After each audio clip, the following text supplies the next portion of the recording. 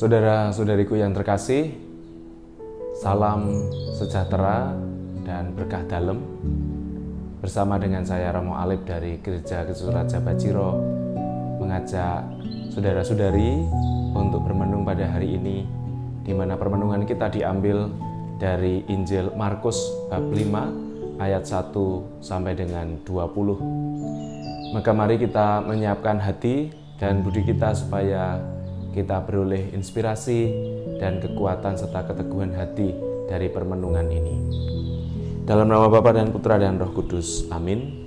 Tuhan yang baik, sertailah kami dengan karunia-Mu, supaya pada hari ini, hari Senin tanggal 3 Februari, kami beroleh rahmat-Mu untuk bersama-sama bermenung dari Injil Markus ini. Demi Kristus Tuhan dan pengantara kami. Amin. Tuhan sertamu dan sertamu juga. Inilah Injil Yesus Kristus menurut Markus.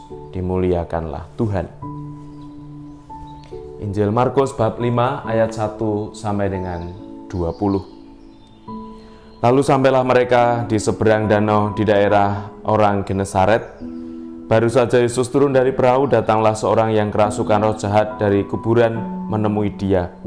Orang itu diam di sana dan tidak ada seorang pun lagi yang sanggup mengikatnya sekalipun dengan rantai, karena sudah sering ia dibelenggu dengan rantai, tetapi rantainya diputuskannya dan belenggu dimusnahkannya, sehingga tidak ada seorang pun yang cukup kuat untuk menjinakkannya. Siang malam ia berkeliaran di pekuburan dan di bukit-bukit sambil berteriak-teriak dan memukuli dirinya dengan batu. Ketika ia melihat Yesus dari jauh, berlarilah ia mendapatkannya, lalu menyembahnya. Dan dengan keras ia berteriak, "Apa urusanmu dengan aku, hai Yesus, Anak Allah yang Maha Tinggi? Demi Allah, jangan siksa aku." Karena sebelumnya Yesus mengatakan kepadanya, "Hai, engkau roh jahat, keluar dari orang ini." Kemudian ia bertanya kepada orang itu, "Siapa namamu?" Jawabnya, "Namaku Legion, karena kami banyak." Ia mohon dengan sangat supaya Yesus jangan mengusir roh-roh itu keluar dari daerah itu. Adalah di sana di lereng bukit sejumlah besar babi sedang mencari makan. Lalu roh-roh itu meminta kepadanya, katanya, "Suruhlah kami pindah ke dalam babi-babi itu, biarkanlah kami memasukinya." Yesus mengabulkan permintaan mereka. Lalu keluarlah roh-roh jahat itu dan memasuki babi-babi itu. Kawanan babi yang kira-kira 2000 jumlahnya itu terjun dari tepi jurang ke dalam danau dan mati lemas di dalamnya. Maka larilah penjaga-penjaga babi itu dan menceritakan hal itu ke kota dan di kampung-kampung sekitarnya. Lalu keluarlah orang untuk melihat apa yang terjadi. Mereka datang kepada Yesus dan melihat orang yang kerasukan itu duduk, sudah berpakaian dan sudah waras. Orang yang tadinya kerasukan legion itu. Maka takutlah mereka. Orang-orang yang melihat sendiri hal itu menceritakan kepada mereka tentang apa yang telah terjadi atas orang yang kerasukan setan itu dan tentang babi-babi itu. Lalu mereka mendesak Yesus supaya ia meninggalkan daerah mereka. Pada waktu Yesus naik lagi ke dalam perahu, orang yang tadinya kerasukan setan itu minta supaya ia diperkenankan menyertai dia. Yesus tidak memperkenankannya, tetapi ia berkata kepada orang itu, "Pulanglah ke rumahmu, kepada orang-orang sekampungmu, dan beritahukanlah kepada mereka segala sesuatu yang telah diperbuat oleh Tuhan atasmu, dan bagaimana ia telah mengasihi engkau." Orang itu pun pergi, lalu memberitakan daerah Dekapolis segala apa yang telah diperbuat Yesus atas dirinya, dan mereka semua menjadi heran. Demikianlah Injil Tuhan. Pulanglah ke rumahmu, kepada orang-orang sekampungmu, dan beritahukanlah kepada mereka segala sesuatu yang telah diperbuat oleh Tuhan atasmu, dan bagaimana ia telah mengasihi engkau. Saudara-saudariku yang terkasih, inti dari Injil ini mengkisahkan bagaimana Tuhan mengusir roh-roh jahat, dan hanya hal itu termungkin ketika Allah tinggal di dalam diri Yesus. Itu juga akan terjadi dalam hidup dan pribadi kita.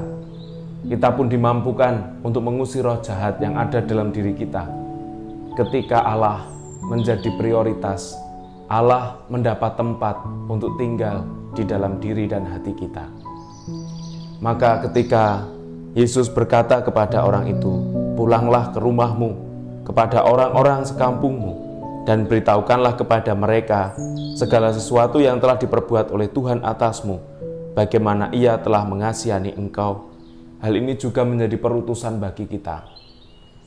Ketika kita pribadi yang telah mengalami kasih dan cinta Tuhan, Allah yang hadir dalam diri kita, dan Ia mendapat tempat dalam diri kita, maka kita percaya segala roh jahat, segala hal yang mengganggu hidup kita akan dimusnahkannya. Oleh karena itu, mari kita bersama-sama menjadi pewarta-pewarta kabar gembira Tuhan, di mana kita juga sudah dibebaskan dari segala kejahatan, dari segala dosa, karena iman kita akan Tuhan.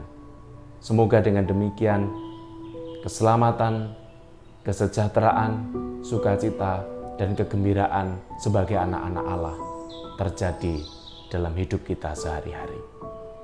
Maka mari kita mohon berkat Tuhan.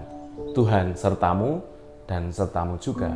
Semoga tugas, perutusan, dan pelayanan keluarga dan mereka yang kita doakan diberkati Allah yang Maha Kuasa, dalam nama Bapa dan Putra dan Roh Kudus. Amin. Selamat beraktivitas, salam sejahtera, berkah dalem, dan shalom. Saudara-saudariku yang terkasih, jangan lupa untuk subscribe channel YouTube ini dan bubuhkan like serta nyalakan loncengnya, dan semoga ketika Anda memberi like untuk channel YouTube ini, berkat Tuhan mengalir untuk Anda semua. Shalom, salam sejahtera, dan berkah dalem.